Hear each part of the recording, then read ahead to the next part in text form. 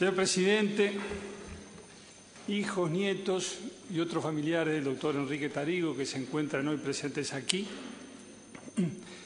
hemos promovido la celebración de este homenaje a la memoria del doctor Enrique Tarigo, de cuyo fallecimiento se cumplirán 10 años el próximo viernes, este viernes 14 de diciembre.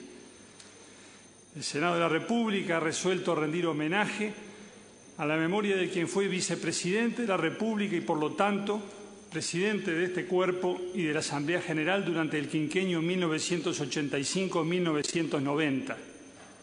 Pero antes de haber ocupado tan altos cargos, el doctor Tarigo fue un paladín en la lucha por el restablecimiento de la democracia y de los derechos humanos en el Uruguay. Y es ante todo por esa lucha, librada desde el llano contra la dictadura, que lo recordamos hoy. Su nombre quedará por siempre asociado al histórico plebiscito de 1980, en el que la ciudadanía abrió el camino hacia la libertad al rechazar el proyecto constitucional mediante el cual el régimen de facto había querido legitimarse y perpetuarse en el poder. La campaña por el no fue sin duda la hora más gloriosa del doctor Tarigo, como bien lo dijo aquí el senador Carlos Julio Pereira, al hacer uso de la palabra con motivo del fallecimiento del doctor Tarigo. Y a esa campaña y a lo que hizo Tarigo en esa ocasión habremos de referirnos ciertamente más adelante. Pero antes de llegar a ese punto, queremos referirnos a otros. Enrique Tarigo había nacido el 15 de septiembre de 1927. Si una generación es, como decía Ortega y Gasset, una zona de fechas de unos 15 años de extensión que deben computarse en dos periodos iguales en torno a una fecha elegida como punto de referencia, y si tomamos como tal punto de referencia para nuestro cálculo el año de 1930, año del centenario de la primera Constitución Nacional, que ya da su nombre a una generación de hombres de letras, podemos decir que Enrique Tarigo formó parte de una generación de destacados abogados y juristas que nacieron alrededor de ese año.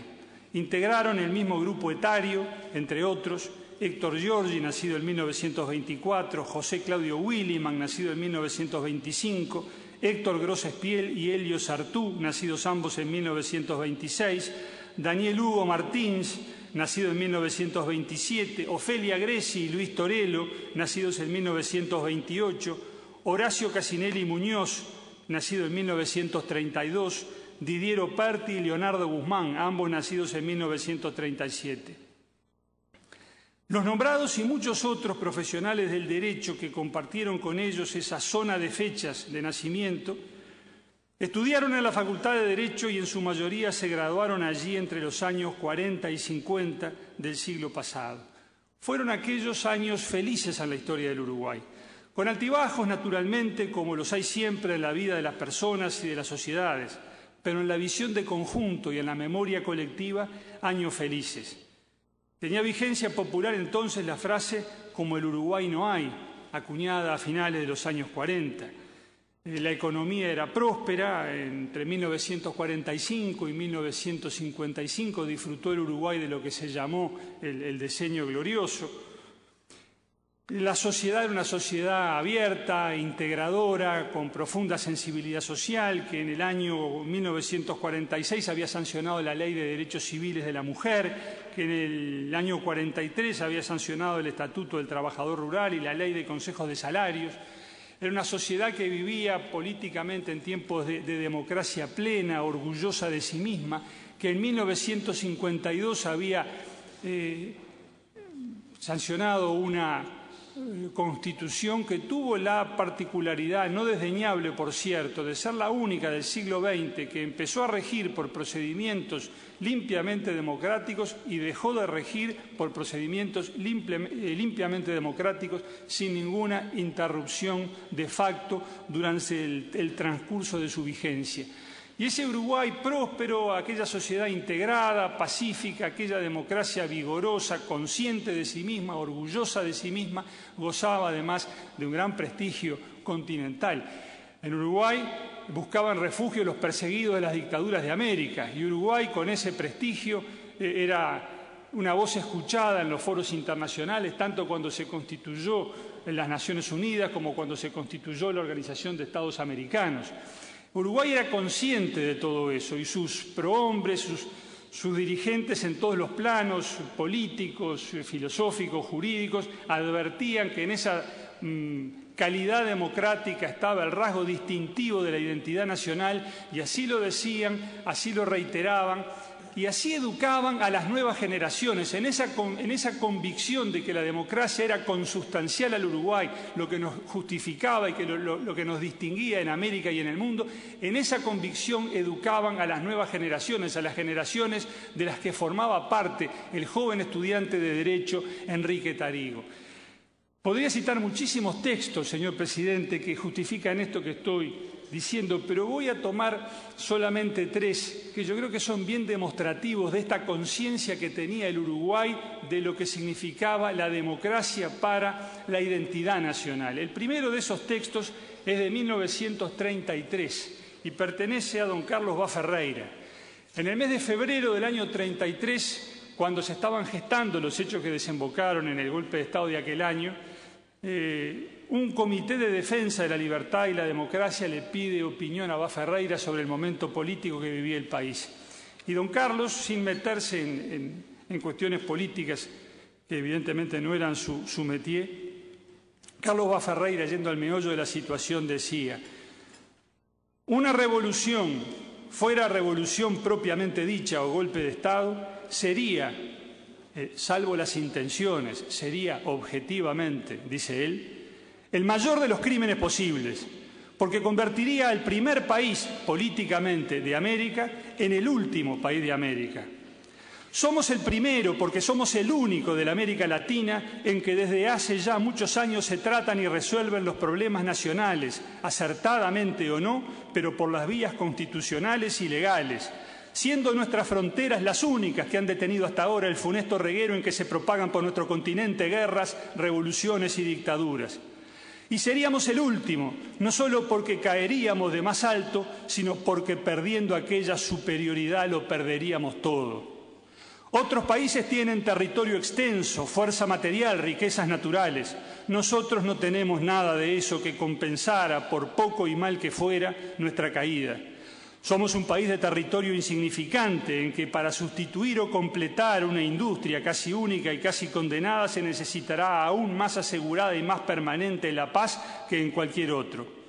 Y sin embargo, en los pocos años de continuidad institucional, de respeto a la Constitución y a las leyes, por imperfectas que puedan ser, de elecciones predominantemente libres en lo político y de honestidad predominante en lo administrativo, dentro siempre de la imperfección, de la insuficiencia, de la impureza que son inevitables en la democracia, a tal punto que, como tantas veces lo he explicado, hasta que hay que hacerlas entrar en la teoría de la democracia, la cual no es prácticamente sino la forma menos mala de gobierno, aún con tanta desventaja y además de tantos errores cometidos y además todavía de tanta violencia y tanta inestabilidad como hay en la idiosincrasia nuestra, hemos conseguido lo que hemos conseguido, entre otras cosas, no figurar entre los países que más están sufriendo de los presentes males mundiales. Pero repito, para ello necesitamos aún más que otros de la democracia y de la paz. Ese debe ser el punto de vista nacional, pero hay todavía otro punto de vista y aún más alto. Comprometer esa superioridad nuestra es especialmente criminal. No solo porque esa superioridad es espiritual, sino porque no es únicamente nuestra. Nosotros, en este momento, somos de toda América porque somos ejemplo. Este era Carlos Vaz Ferreira, en febrero de 1933. Otra manifestación en este sentido, señor presidente, de Justino Jiménez de Aréchaga. Publica en 1949 una nota en la revista de Doctrina, Jurisprudencia y Administración que se titula Panorama institucional del Uruguay a mediados del siglo XX. Y en la síntesis de esa extensa nota, a cuya lectura accedí por sugerencia del doctor Héctor Gros Espiel, que un día me dijo, usted tiene que leer eso, y cuando pasó el tiempo y me volvió a preguntar si lo había leído y yo le contesté que no había tenido tiempo, otro día volvió y me entregó la fotocopia del artículo para que efectivamente lo leyera y así lo hice, y se lo agradezco hasta hoy. En esa nota de Justino Jiménez de Aréchaga, la síntesis dice así: Nuestro país es una comunidad en la que imperan las ideas de igualdad y de libertad en su concepción más depurada. Esto es visible en las leyes, tanto como en la realidad social. El poder político de nuestro pueblo es efectivo y real y se manifiesta en una verdadera democracia, en la cual el sistema de representación proporcional es fiel exponente de los diversos sectores de opinión. Esto es posible debido a que nuestro sistema institucional se funda en la idea de que toda autoridad pública ha de ser eficazmente contenida en el ámbito de competencia que le asigna el derecho. Pese a su perfectibilidad, el sistema institucional de nuestro país hace de él un Estado excepcional, a la vez que una de las democracias más perfectas del mundo. Yo no sé, señor presidente, si sometiéramos esto al escrutinio de historiadores y juristas de todos los países del mundo, si rubricarían esta afirmación orgullosa de Justino Jiménez de Aréchaga. Pero digo, el Uruguay de aquellos años se sentía así. Y los hombres que hablaban por el Uruguay de aquellos años se sentían así y en estas convicciones educaban y formaban a las generaciones de estudiantes de Derecho, entre las que se contaba, o mejor dicho, que integraba, entre otros, el doctor Enrique Tarigo. Enrique Tarigo culminó sus estudios de abogado y se recibió en el año de 1953. Y ese año fue también el año de la publicación de un libro que yo creo que da muy bien el tono de la época y el clima en que vivía el Uruguay. Este Uruguay que además tenía y sentía el intenso orgullo de que era campeón del mundo. Habíamos conquistado el título en Maracaná en 1950, en jornada inolvidable. Y vaya si el deporte ha incidido y ha contribuido muchísimo a la formación de la sociedad nacional y a la opinión que ella tiene de sí misma. Y en 1953 escribía Couture su libro La comarca y el mundo, en el que contaba sus viajes por distintos países y cotejaba lo que había visto en el mundo de la opinión que él tenía del Uruguay y lo que constituía el Uruguay. Hace una referencia a las diferencias que existen sobre distintos temas entre los uruguayos y luego señala un punto de coincidencia. Dice Couture, hay un punto en el cual existe conciencia formada y es el relativo a la democracia como forma superior de convivencia humana. Podrá haber a este respecto desacuerdos de detalle, incluso sobre la forma de entender la democracia, pero sobre lo esencial hay entendimiento. Este pueblo está convencido de que solo se le puede gobernar con el más amplio margen posible de libertad compatible con el orden. No cree en el gobierno fuerte, porque la teoría del gobierno fuerte es la teoría del individuo débil. Gobierno fuerte e individuo fuerte son incompatibles. El uruguayo ha preferido a lo largo de su historia respetar la libertad, aunque para ello haya debido más de una vez sacrificar un poco de autoridad. En la lucha entre el individuo y el poder, la tradición se ha inclinado más frecuentemente del lado del individuo que del poder. Es este un país sin procesos por desacato, de gobernantes pobres y con una policía sin injerencias en la vida privada. Esto lo decía Eduardo J. Couture en 1953. Y creo que estas tres citas pintan, por lo menos con trazo grueso, el panorama de lo que era el Uruguay de aquellos años y de cómo entendían y sentían al Uruguay de aquellos años los prohombres cuyo pensamiento y cuya orientación formaba a las nuevas generaciones. En esa convicción, en esas enseñanzas, formó su personalidad el doctor Enrique Tarigo. La generación que él integró completó su formación en esos 30 años que Ortega y Gasset, al estudiar las generaciones, dice que son los años de formación, de asimilación de lo que ya se conoce y ya se sabe, de lo que es la experiencia compartida en la sociedad en la que uno nace. Y siguiendo a Ortega, digo que esa generación del 30 empezó su vida adulta, su plenitud, alrededor de 1960, en esa zona de fechas que está alrededor de 1960.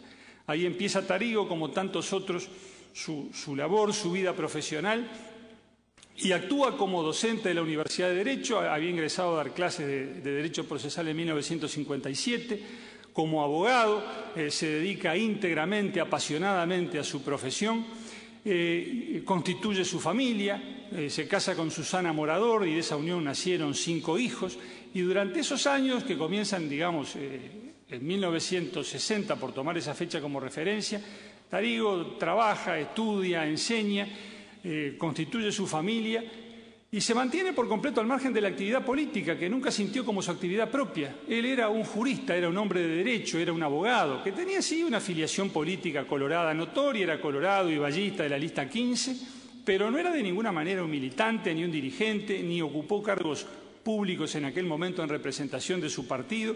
Era un profesional universitario volcado íntegramente al ejercicio de su profesión y al cumplimiento de su tarea docente, a la que le dedicó muchísimo tiempo y muchísimo esfuerzo. Se ha dicho muchas veces, y por supuesto que es cierto, que Tarigo era un hombre valiente, que era un hombre inteligente. Estas facetas se han destacado muchas veces, pero hay que decir además que era un hombre extraordinariamente laborioso, era un trabajador infatigable, que en el curso de estos años de actividad profesional escribió varios libros, además de una cantidad innumerable de artículos de doctrina y jurisprudencia en materia jurídica y específicamente jurídico-procesal.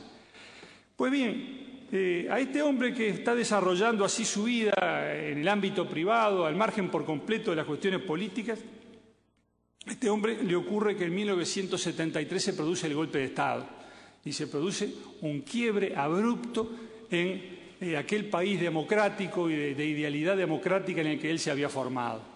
Por supuesto que esto no ocurrió de un día para otro, ni porque sí, hubo todo un proceso de descomposición económica, social, de violencia política, que en definitiva derivó en los sucesos del año 73. Pero lo cierto es que en el año 73 se instala la dictadura en el Uruguay y Tarigo pudo haber pensado perfectamente, legítimamente, que la dictadura era un problema de él en la medida en que lo era también de todos los ciudadanos de la República, no más que eso.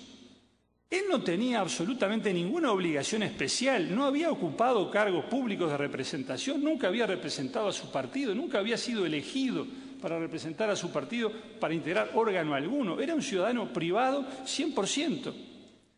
Pero, sin embargo, siente en esa circunstancia, en la peor de las circunstancias, siente el llamado del deber.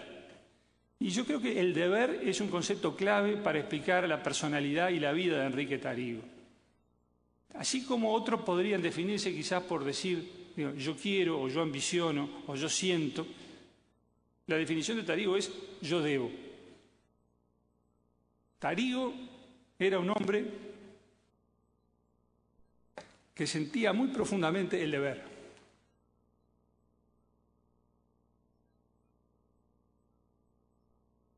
Lo escribió en alguno de los editoriales de Opinar que no he podido encontrar, pero recuerdo que escribió alguna frase especialmente clara y elocuente en ese sentido,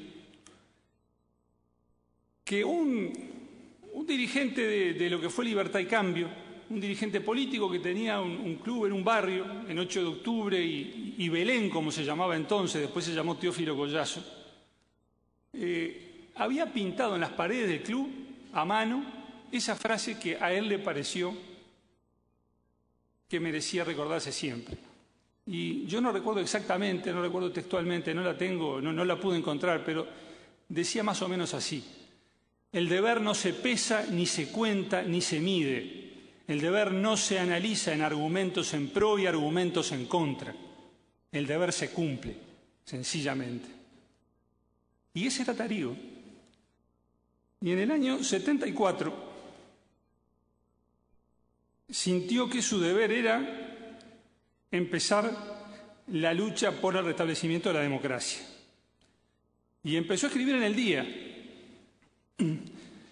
Empezó a escribir en El Día de distintas maneras, como columnista, como editorialista, como autor de sueltos en la página editorial.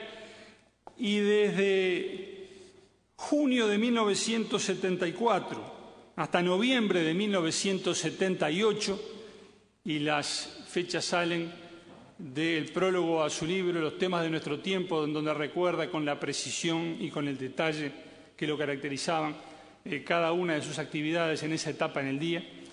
Escribió una serie de columnas, de editoriales y de sueltos, decía, donde enfrenta las ideas dominantes en la época, explicando con claridad didáctica, con sentido político, pero además con una profunda valentía, donde empieza a explicar el abecedario democrático, republicano y liberal en aquellos años en que los valores democráticos, republicanos y liberales parecían eclipsados y podía temerse hasta que estuvieran eclipsados definitivamente.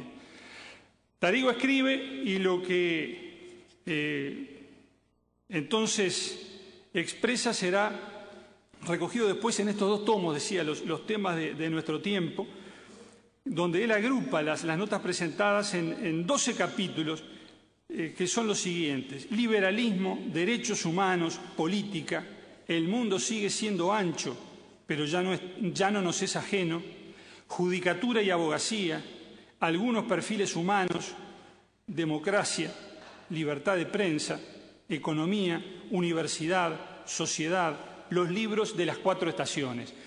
Un repertorio amplísimo de temas donde demostró erudición muy sólida, formación jurídica y una capacidad de explicación propia de un docente, una capacidad didáctica extraordinaria. Ahora, uno lo leía en aquellos años, cuando uno era muy joven, con 18, 20, 22 años, y le parecía lo más natural del mundo que un profesor de Derecho escribiera estas cosas, y bueno, y valoraba eso, la claridad, la erudición, la capacidad didáctica. Uno los lee ahora y lo que valora y lo que salta a la vista es el coraje, porque había que escribir todo esto en aquellos años. Y había que escribirlo siendo además alguien que no era un hombre de fortuna. Tarigo nunca lo fue.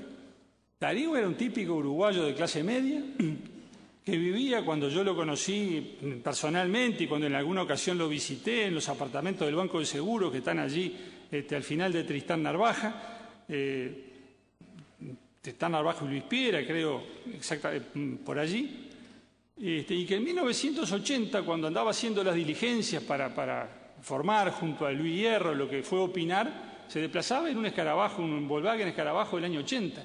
En aquellos años no era tan raro que se usaran autos viejos.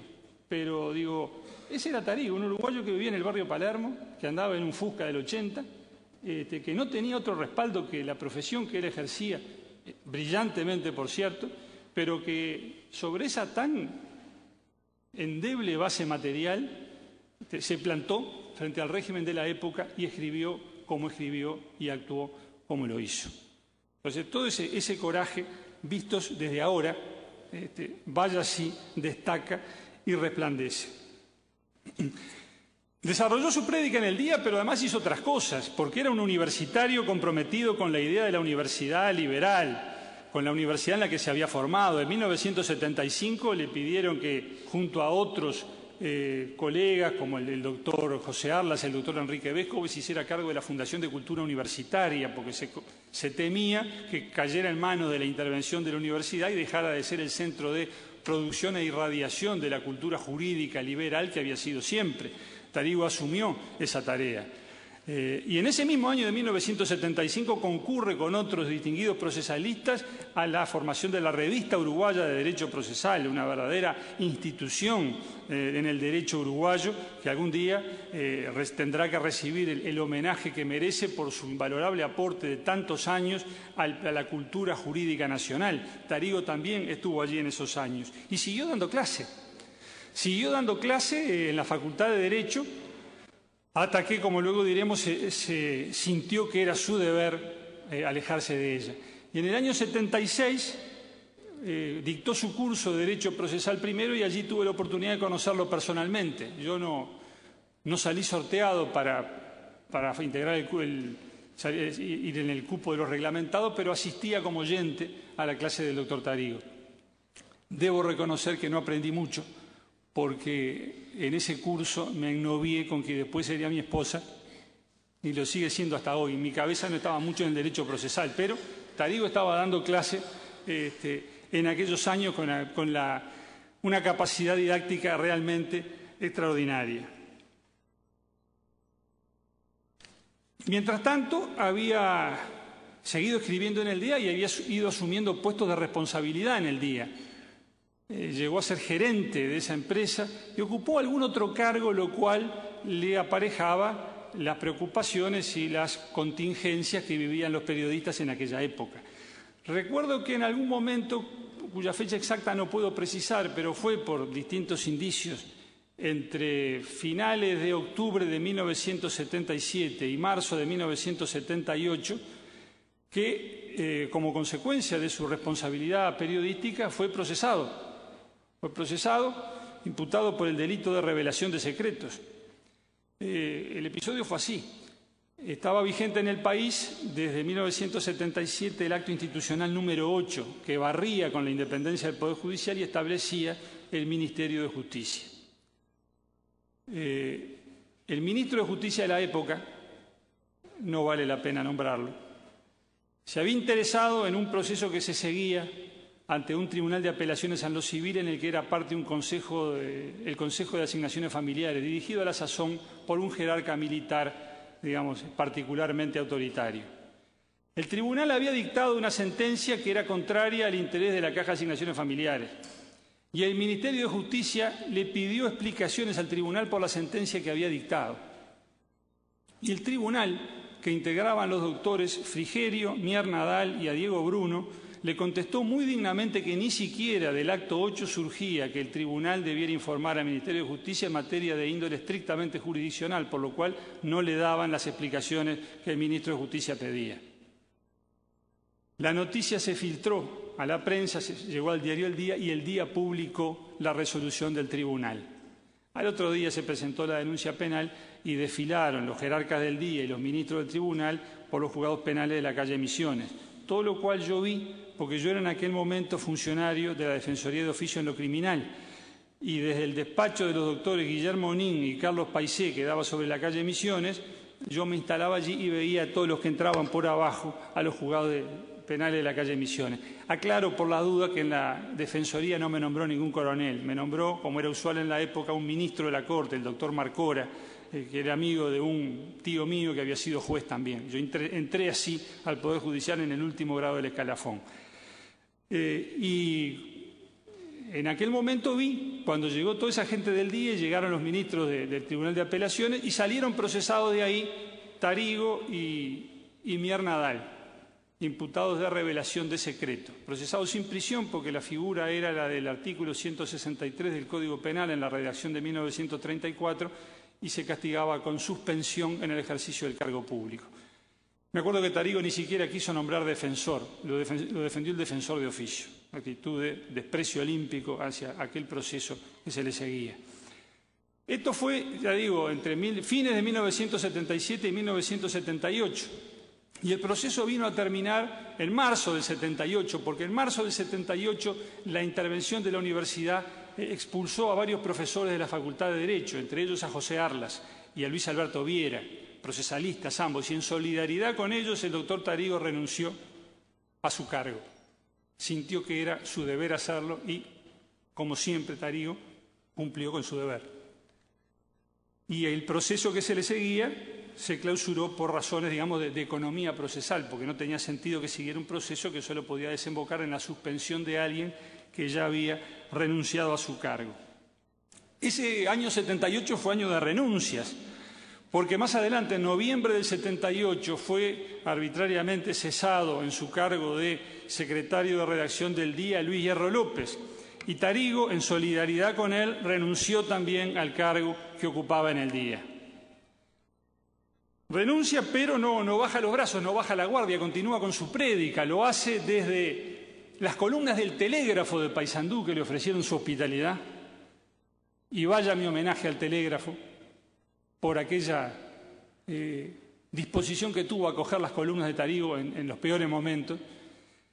Y lo hizo también desde una revista que se formó en aquellos años que tuvo corta vida, que fue la revista Noticias, a cuyo frente estaba como periodista profesional, digamos, Danilo Arbilla, que fue el que invitó a Tarigo a escribir allí en Noticias.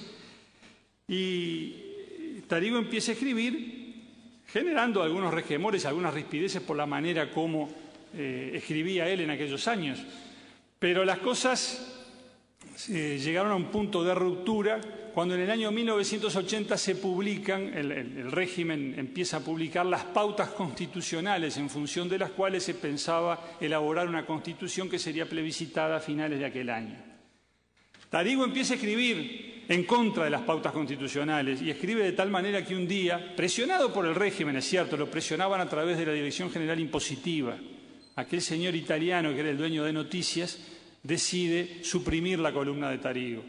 Se va Tarigo de Noticias y con él se van Danilo Arbilla y los demás periodistas profesionales que integraban el staff de la revista, entre los cuales también estaba Hierro, si yo no recuerdo mal.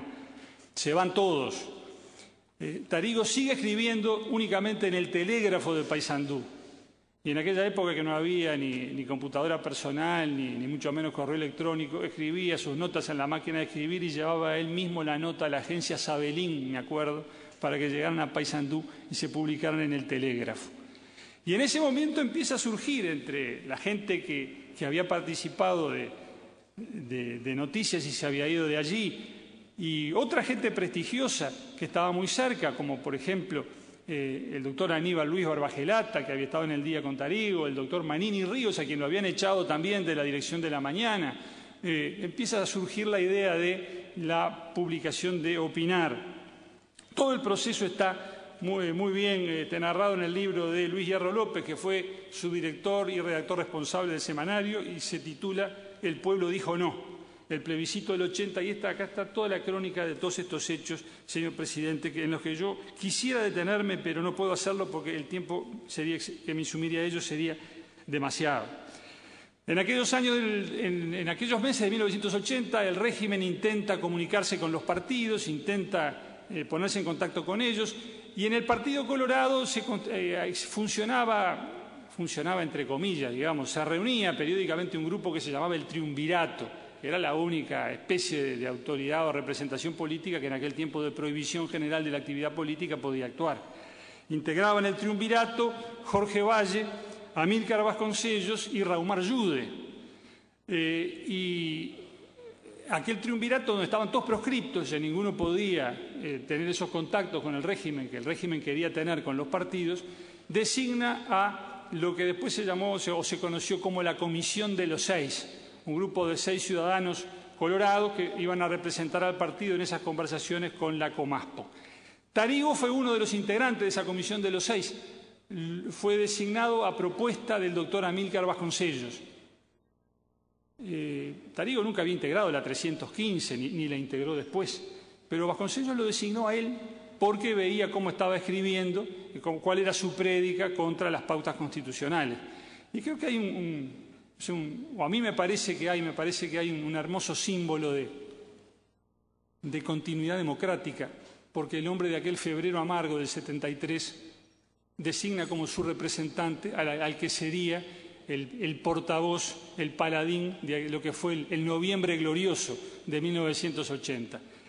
Tarigo integra esa comisión y entonces pasa a ser política activa, ya no es un periodista político simplemente, es un político en funciones en esa circunstancia tan extraordinaria y tan difícil. Las conversaciones duran muy poco, no sirven absolutamente para nada, hay algún planteo político que el general Queirolo rechaza con aquella frase que todos recordamos: a los ganadores no se les piden condiciones, piden, dijo. Así fue, y ahí terminaron las conversaciones y quedaron tendidos los campos y el enfrentamiento entre el régimen que quería legitimarse y perpetuarse y todos los que luchaban por el no. Proscriptos unos, inhabilitados otros, más activos otros, y bueno, y se creó la ocasión para que un montón de gente joven que no tenía ningún antecedente ni ningún mérito empezara a actuar simplemente porque no había otros que pudieran hacerlo. Y allí se forma, entre otras agrupaciones, la Corriente Vallista Independiente, que nosotros integramos y que realizó uno de los actos políticos de aquellos años en contra del proyecto. El acto en el Cine Arizona. Había habido antes 2 actos en el Cine Cordón, uno hecho por la Coordinadora de la Juventud del Partido Colorado, otro por la Juventud Nacionalista, y luego este acto de la Corriente Vallista en el Cine Arizona. Bueno, y se desarrolla la campaña con enormes dificultades, porque todos sabemos los medios con los que contaba la dictadura, lo que era el despliegue propagandístico en los medios masivos de comunicación, las dificultades para que quienes pensaban de otra manera pudieran expresarse. Ahí están las dificultades que tuvo Opinar para salir. Su primera edición no pudo circular porque fue impedida por un bando policial. Hubo que apelar a un general de la época para que finalmente, después de la insistencia de Tarigo, decidiera levantar la prohibición, y el primer jueves de noviembre de 1980, ya prácticamente sobre sobre la fecha del plebiscito, Opinar pudiera salir e iniciar su prédica por el no. Y desde este punto de vista, desde el punto de vista de la prédica por el no, sin duda el hecho más importante, el hecho memorable fue aquel debate televisivo del viernes 14 de noviembre, en que por Canal 4, Tarigo y Ponce Echeverri por el no, frente a Volentini y Viana Reyes por el sí, discutieron, debatieron, y allí quedó claro para la ciudadanía dos cosas. Primero, que aquella Constitución que se pretendía imponer era absolutamente contraria a todos los principios democráticos del país, y segundo, que el tiempo del silencio había terminado y que había espacio para que la gente se plantara y le dijera no al régimen de facto de la época, y para que los que fueran a votar por no lo dijeran en voz alta y sin temor.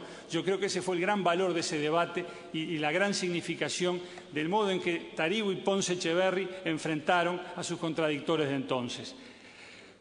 Los argumentos estaban de parte de los partidarios del no, el sentir popular que se podía ocultar estaba a favor del no, pero claro, era contra una dictadura y razonablemente había que pensar que de un modo o de otro, por las buenas o por las malas, pero iba a terminar ganando el sí. Ese temor existía. Y creo que acerca de esto es muy ilustrativo una conversación entre Julio Sanguinetti y Manuel Flores Mora, que está narrada en el libro de Sanguinetti, La Reconquista, donde cuenta allí en un recuadro que en las vísperas del plebiscito caminaban él y Flores Mora por 18 de julio, habían estado todo el día visitando amigos, recorriendo boliches, tratando de ocultar el sentir popular, y cuenta Sanguinetti, uno sentía instalado en el estómago esa tensión, ese nerviosismo que precede a las grandes jornadas. Y en esa conversación donde se preguntaban el uno al otro, y bueno, ¿qué te parece? ¿Qué va a pasar? ¿Y cómo saldrán las cosas? En determinado momento, Flores Mora le dijo: mira, Julio, mañana sabremos si hemos sido verdaderamente alguna vez la Suiza de América. Mañana sabremos cuál es la verdad de todo esto. Y no era simplemente un acertijo electoral, ganarán unos, ganarán otros. Era saber cuál era realmente la identidad nacional. Era saber si todo aquello que habían enseñado los profesores de la Facultad de Derecho en los años 40 y 50, todo aquello que había venido diciendo desde Bá Ferreira, después Justino Jiménez de Aréchaga, Couture, acerca de lo que era el Uruguay de verdad, su calidad democrática esencial, su identidad democrática esencial, si todo eso era cierto, si habíamos sido así realmente, si esos valores estaban arraigados en el alma popular, o si todo aquello no había sido más que un espejismo, una fantasía, un producto circunstancial, coyuntural, de una situación económica favorable, de un momento de bienestar pasajero, alentado quizás además por los triunfos deportivos, pero que carecía de verdadero arraigo, de verdadero sustento en el alma nacional. Me interesa referirme a esto, porque cada tanto aparece alguien que desde el ámbito periodístico, o intelectual o académico, pone en tela de juicio ese carácter consustancial de la democracia con el Uruguay y señala los episodios de quiebre de la institucionalidad democrática para negar que el Uruguay sea esencialmente por vocación y destino una democracia republicana o no sea nada. Y yo digo que las caídas en todos los órdenes de la vida y para todas las naciones existen siempre. La gran cuestión es si después de la caída las naciones se ponen de pie. Y Uruguay se puso de pie en 1980 en aquel plebiscito. Y demostramos la fibra democrática, la integridad de la convicción republicana, la hondura de la conciencia nacional galvanizada y aglutinada en torno a los valores de la democracia y el Estado de Derecho. Y eso pese a toda la adversidad y pese a todas las circunstancias. Y eso fue lo que afloró en aquel 30 de noviembre de 1980. Y la gloria eterna de Tarigo, más allá de los cargos que después ocupó y de todo lo que pueda decirse, fue que en aquellos momentos tan duros, tan difíciles, tan adversos, él dijo con claridad el alma nacional y fue el paladín de la República porque dijo lo que todos sentíamos y tantos no podían decir. Y él se plantó y lo dijo, sin más respaldo que su conciencia, el valor de su convicción y el sentido del deber que lo guió siempre en la vida. Después vinieron otros cargos, otras responsabilidades, tareas políticas que él nunca quiso asumir porque no las sentía. Esa es la verdad. A tal punto no las sentía, señor presidente, que al día siguiente de las elecciones internas del 82, escribió un editorial en Opinar anunciando la disolución de Libertad y Cambio. Sostenía que ya la agrupación había cumplido su misión, que la tarea ya estaba realizada y que ahora constituidos los órganos partidarios, no tenía por qué haber agrupaciones ni sectores, que nos encontraríamos todos en la convención para tomar allí colectivamente las decisiones que correspondiesen. A los que integrábamos el grupo, bueno, nos sobrevino una sensación de espanto inenarrable y con mucho esfuerzo logramos convencerlo de que no, que la tarea continuaba y que había que seguir, y finalmente lo logramos. Pero esa era su inclinación, ese era su talante.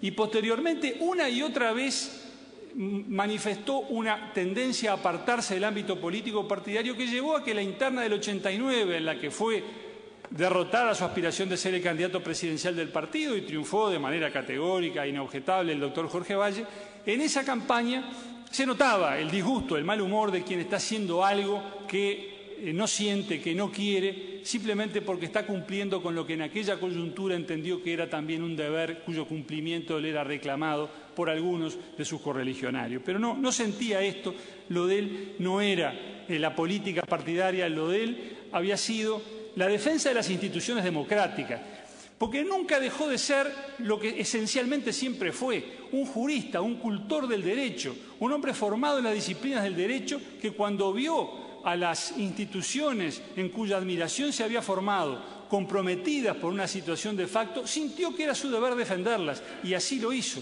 Cumplida esa tarea, su inclinación natural fue volver a su ocupación profesional, a la tarea que le gustaba, y así terminó sus días como profesor de Derecho y como abogado, de regreso al estudio, de regreso a la cátedra, escribiendo libros de derecho procesal como siempre le gustó hacer. Los otros días, en la Casa del Partido, la secretaria general de nuestra colectividad, Marta Montaner, tuvo el acierto de asociar esa actitud, esa conducta de Tarigo con aquel prócer romano, Cincinato, que después de haber sido cónsul y dictador para enfrentar un ejército extranjero, volvió a cultivar su propio campo con el arado en la mano. Es cierto, Tarigo era así, un republicano sin pretensiones, sin veleidades de nada, un hombre sencillo, austero, que después de haber sido vicepresidente de la República, y aún siéndolo, andaba en ómnibus y andaba caminando por la calle, que ya fatalmente enfermo iba en ómnibus a la Universidad Católica a dictar sus clases, y que cuando actuaba de esa manera no sentía otra cosa más que estaba haciendo lo que era natural en él, lo que había hecho toda la vida y que no advertía razón alguna para dejar de hacer. Enfrentó la enfermedad que lo llevó a la tumba con la misma valentía con la que enfrentó tantas otras cosas en su vida.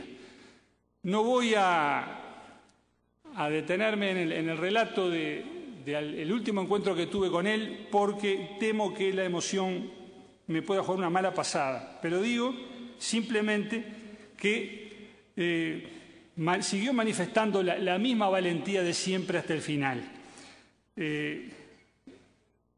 Y en este sentido, señor presidente, permítaseme recordar dos episodios más que ilustran este mismo rasgo de su personalidad.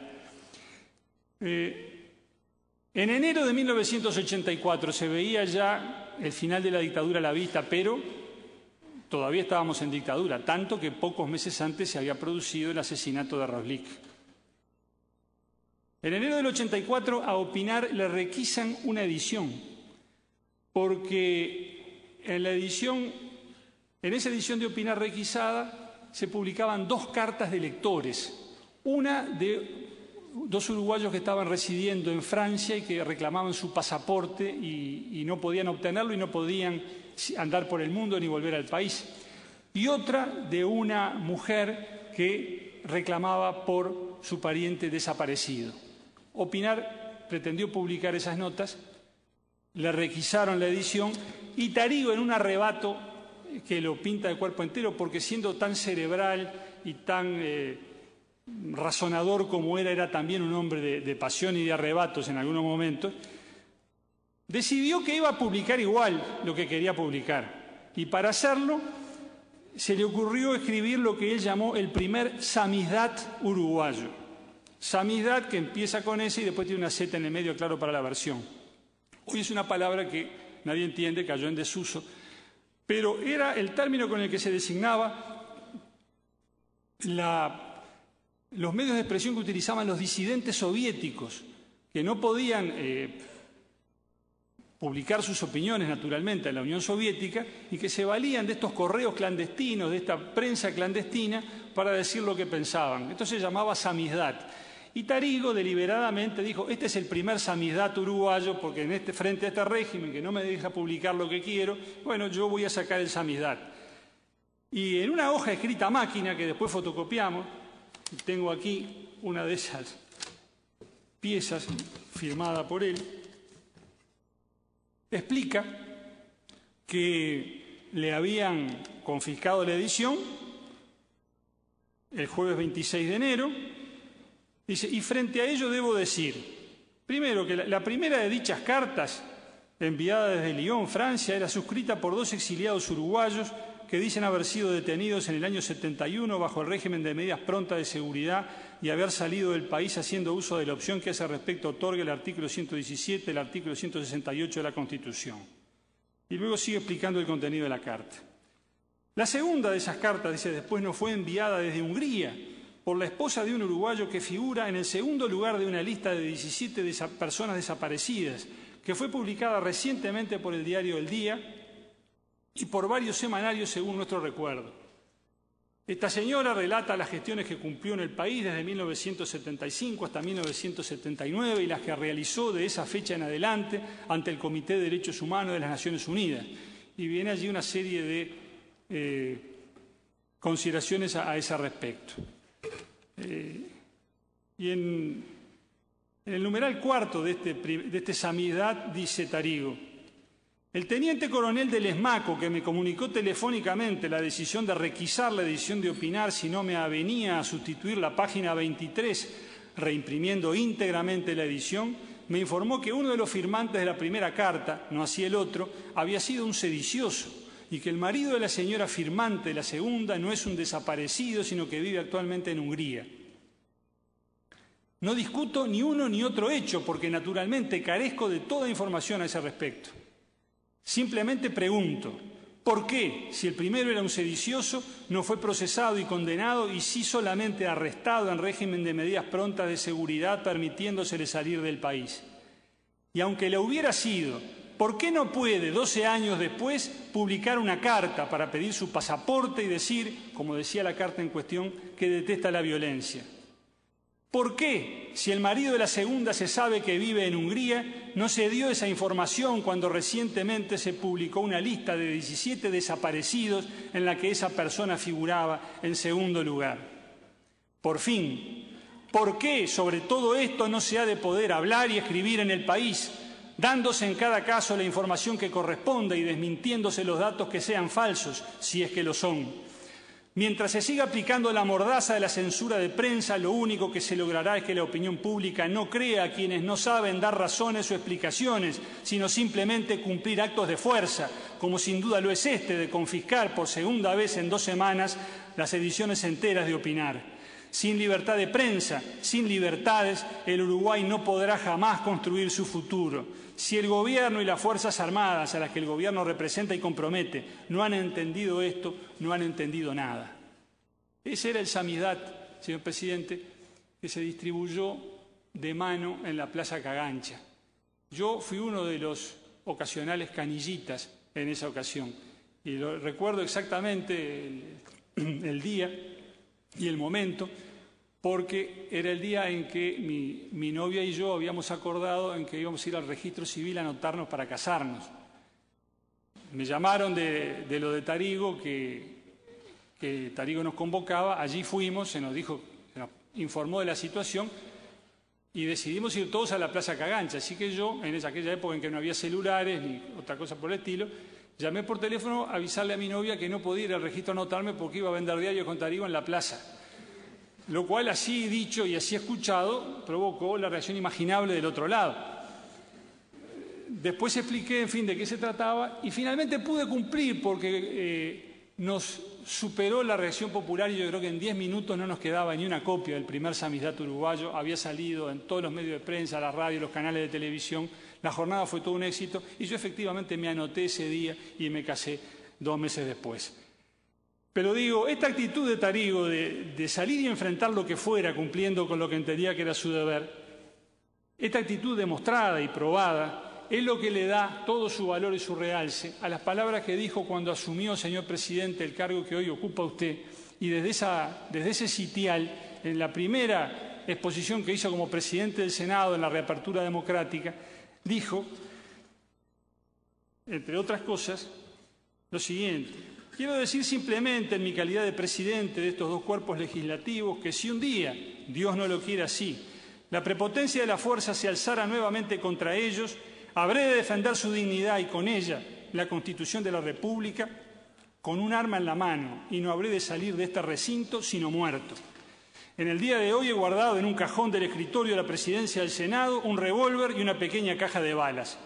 Un revólver que debía adquirir hace muchos años, 14 o 15 años, cuando las autoridades policiales de la época, antes del golpe de Estado, me informaron del hallazgo en uno de aquellos escondites que en su época se denominaban berretines, de una serie de datos sobre mi persona, mi domicilio, mi cargo de abogado de una institución a la que he tenido el honor de prestar mi asesoramiento durante muchos años, antes y después de aquel episodio, y que hacían temer la posibilidad de la preparación de un atentado contra mi persona. Un revólver y una pequeña caja de balas que felizmente jamás tuve necesidad de utilizar. Naturalmente, no se me escapa que esos instrumentos habrán de ser absolutamente ineficaces contra el malón, si éste se desatara alguna vez en este quinquenio contra las instituciones. Pero quiero afirmar, sí, que ese revólver y esas pocas balas, la última de las cuales dispararé contra mí mismo, estarán destinadas a ser la última defensa, si no de la integridad, sí de la dignidad republicana, democrática y representativa del Parlamento Nacional. Comprendo perfectamente que estas son cosas no para decirse, sino para hacerse. Pero creo que en la especial coyuntura que vive el país no está mal que se digan también. Y tengan ustedes la certidumbre absoluta de que si el caso se diera, habré de ajustar mis actos a mis dichos. Y yo creo que nadie que haya conocido al doctor Tarigo puede dudar ni por un instante de que habría ajustado rigurosamente sus actos a sus dichos. A este hombre le rendimos homenaje hoy. Demostró con su prédica, con su acción, demostró el país entero en aquella jornada histórica de 1980 que la democracia no es acá un artefacto postizo, un maquillaje de circunstancias. Demostró que el alma de la República está consustanciada con los valores de la democracia y del Estado de Derecho. Y demostró también que para que esos valores sean los que rijan la convivencia nacional, no alcanza con proclamarlos, no alcanza con soñar con ellos, sino que es necesario luchar y trabajar por ellos. En esa lucha y en ese trabajo que ha de ser de todos los días, el ejemplo de los prohombres que ha tenido este país han de servirnos como guía y como ejemplo. Y yo por eso tengo en mi despacho como única fotografía que engalana las paredes la del doctor Enrique Tarigo, que me señalará siempre el camino del deber. Muchas gracias.